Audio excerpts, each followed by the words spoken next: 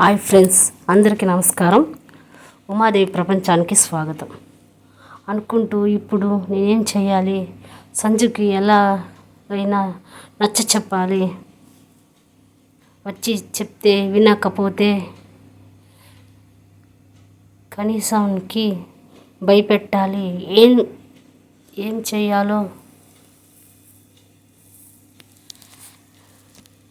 అర్థం కావడం లేదు. అందరూ బ్రేక్ఫాస్ట్ చేసి తిరిగి వచ్చేలోప ఏదో ఒకటి చేయాలి. సంజు చూస్తే అసలు ఒప్పుకోదు.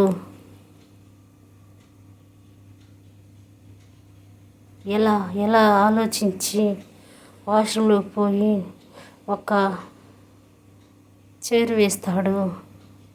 తర్వాత సంజుని 2 చేతులతో ఎత్తుకొని బాత్రూంలోకి తీసుకొని పోయి చైర్లో కూర్చోపెడతాడు. జగ్గుతో నీళ్ళు ఎత్తుకొని తన మొహం మీద కొడతాడు. సంజు ఉలిక్కిపడి లేస్తుంది. అమ్మ అని కేక వేయబోయే అంతలో ఆమె నోరు మూసేస్తాడు. సంజయ్ చెయ్యిని విసురుగా తోసేసి చుట్టూ చూసిన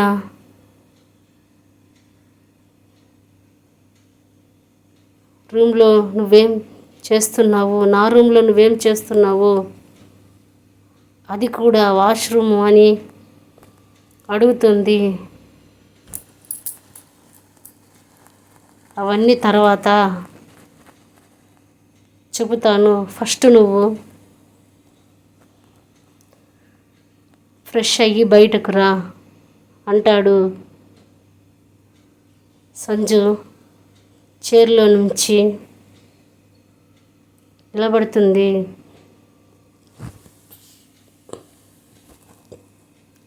కానీ ఆమె వల్ల కాకుండా కళ్ళు తిరిగి పడిపోబోతూ ఉంటుంది. సంజయ్ టక్కుమని సంజు నడుము చుట్టూ చెయ్యి వేసి పట్టుకుంటాడు. దానికి సంజు, నన్ను తాకకు, నువ్వు నన్ను ముట్టుకుంటే నా మీద తేళ్ళు జిర్రులు పాకినట్లుంది అని ముఖమును అసహ్యంగా పెట్టుకుంటుంది. కానీ సంజయ్ ఏమీ కోపం తెచ్చుకోకుండా తర్వాత అసహ్యంగా పెట్టుకుందువు కానీ ముందు నేను నీతో మాట్లాడాలి. ఫ్రెష్ అయ్యి రూమ్కి వస్తావా, లేదు వాష్రూమ్లోనే మాట్లాడమంటావా అని అడుగుతాడు.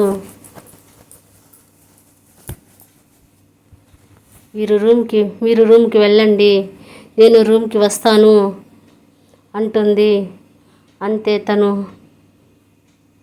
ఫ్రెష్ అయ్యి వచ్చి చెప్పు, ఏం మాట్లాడాలి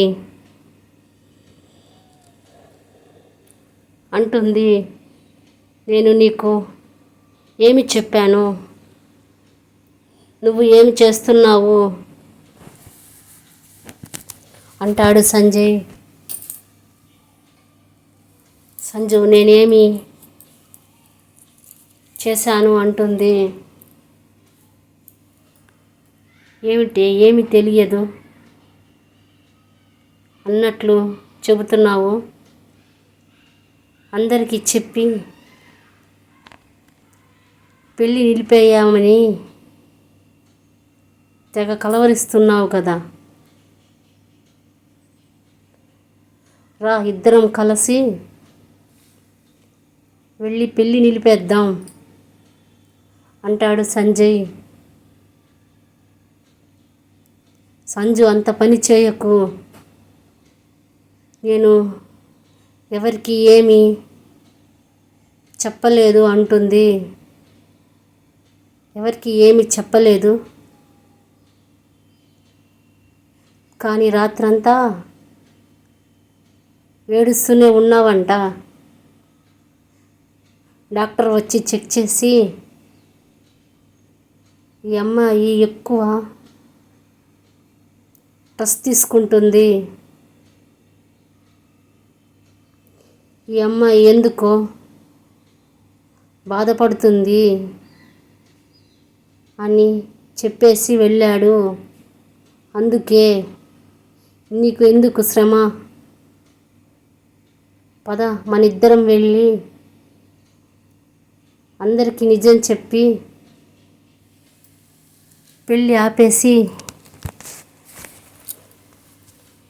ఎవరి పార్టీకి వాళ్ళు విడిపోదాం అంటే, రాత్రి ఏడవడం వల్ల నాకు జ్వరం వచ్చిందా, డాక్టర్ కూడా వచ్చాడా, నిజంగా నాకు ఇదంతా తెలియదు, ఇంకొకసారి ఇలా జరగకుండా చూసుకుంటాను. మీరు నా మీద కోపంతో మా అక్క జీవితాన్ని మాత్రం పాడు చేయకండి. మా అంజు చాలా మంచిది, మీ అన్నయ్యని నిజంగా ఇష్టపడుతుంది అంటుంది సంజు. నేనేం చేయటం లేదు, మీ అక్క జీవితాన్ని నువ్వే చేతులారా నాశనం చేస్తున్నావు. నువ్వు ఇలా ఏడ్చి జ్వరం తెచ్చుకొని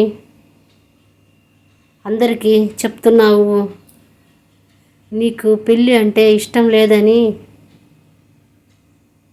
ఇప్పుడు నా వల్ల వాళ్ళందరినీ రూమ్కి వచ్చి ఏం జరిగింది సంజు, ఎందుకు జ్వరము వచ్చింది అంటే ఏం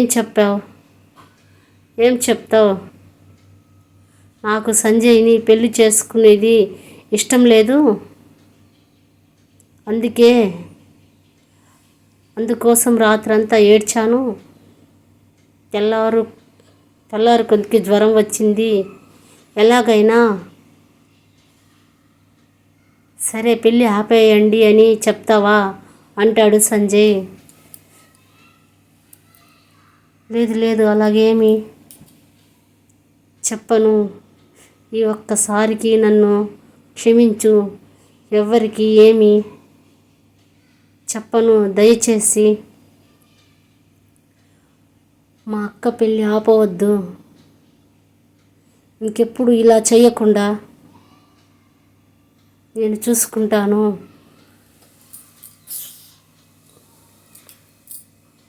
ఇంకా జ్వరమే కాదు కదా, తలనొప్పి కూడా దరి చేరనివ్వను అంటుంది సంజు.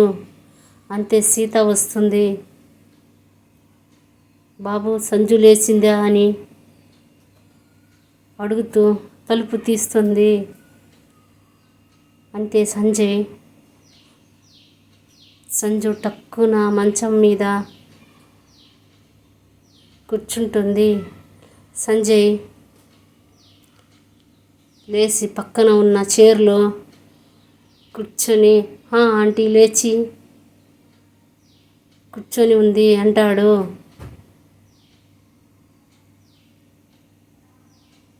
అంత సీత వచ్చి ఎలా ఉంది, జ్వరం తగ్గిందా, అసలు ఎందుకు వచ్చింది జ్వరము, నీకు జ్వరం అని తెలిసాక మీ నాన్న చాలా కంగారు పడుతున్నాడు అంటూ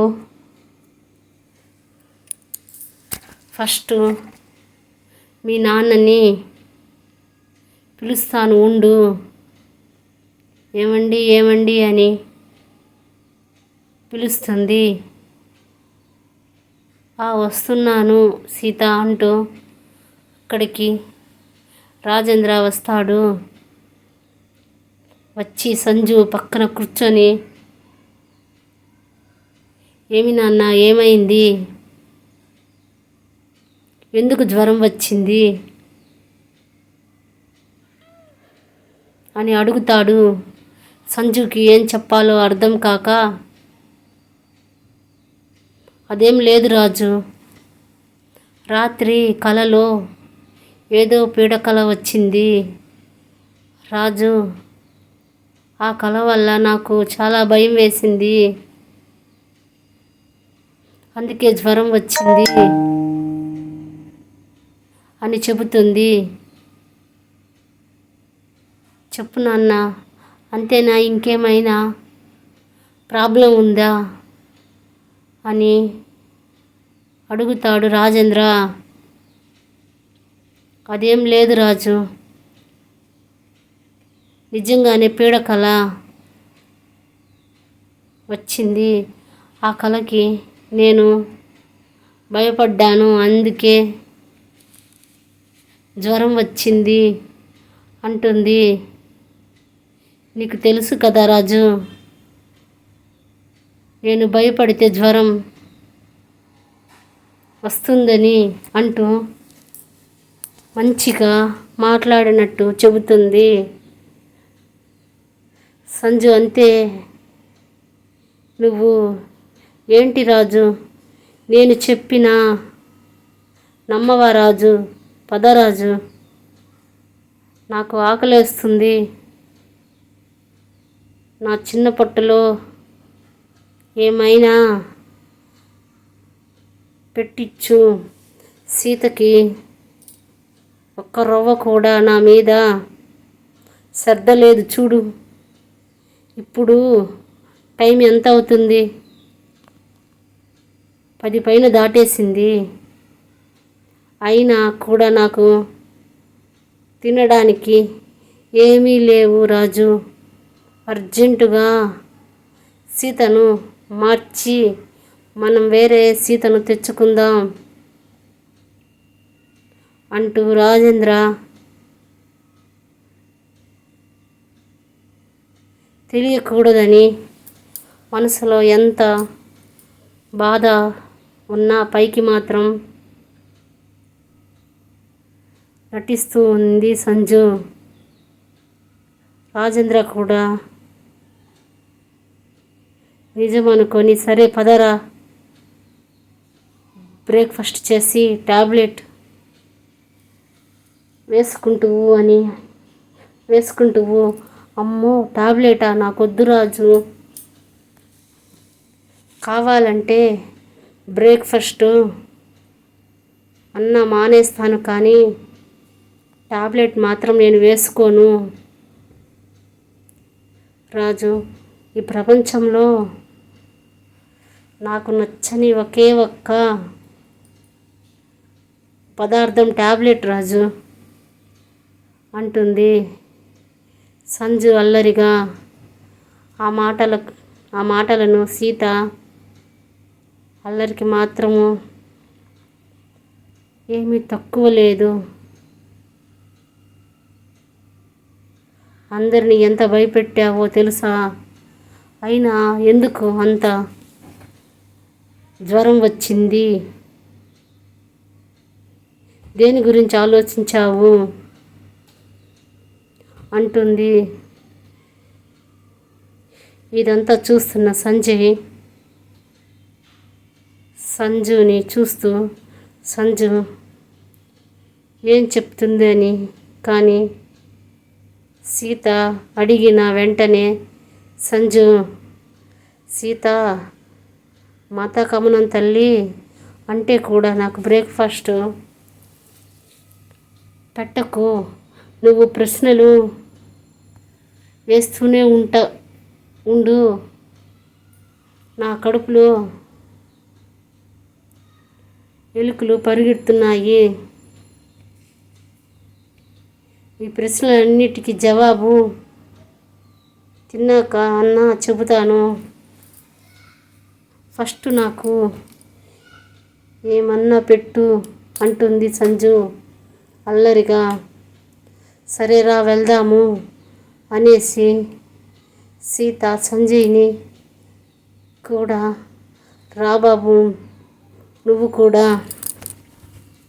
తింటువు, ఎంత టైం అయ్యిందో చూడు, అంతా ఈ రాకాసి వల్లే నువ్వు కూడా తినకుండా కాసుకొని ఉండావు అంటుంది సీత.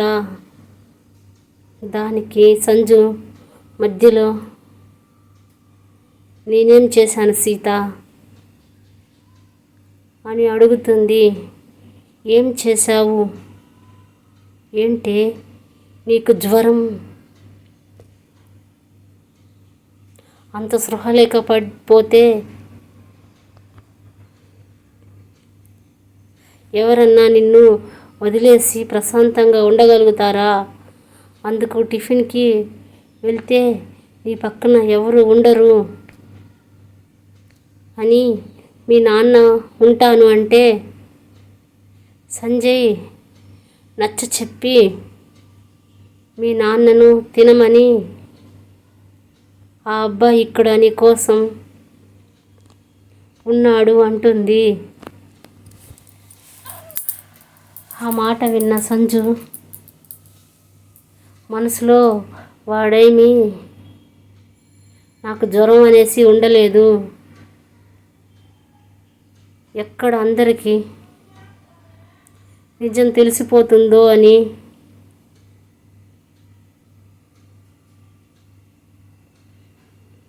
ఉన్నాడు అంతే. అయినా వీడికి నా మీద ప్రేమ కూడా లేదు, వీడిని ఎలా నమ్ముతాను?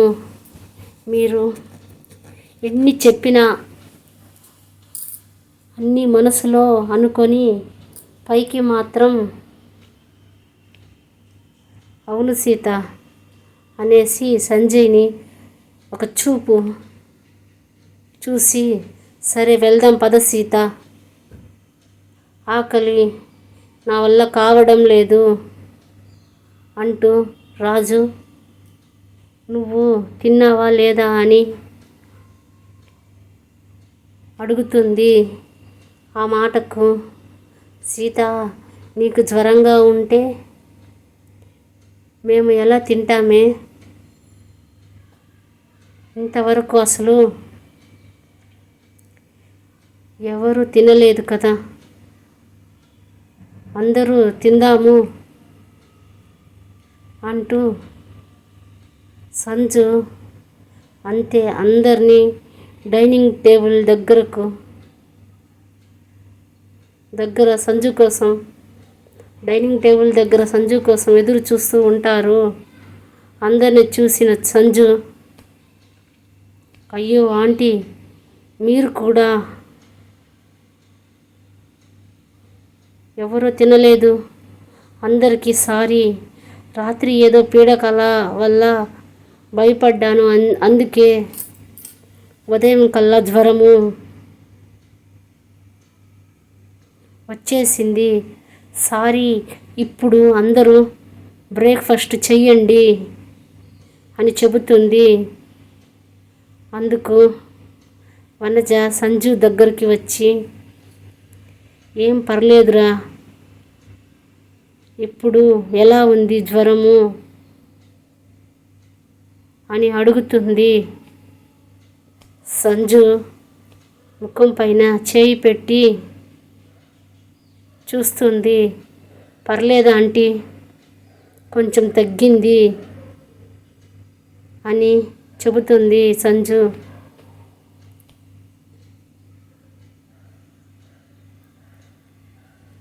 మిత్రమా, నా కథ నచ్చితే కామెంట్ చేయండి, లైక్ చేయండి, షేర్ చేయండి, సబ్స్క్రైబ్ చేయండి మిత్రమా.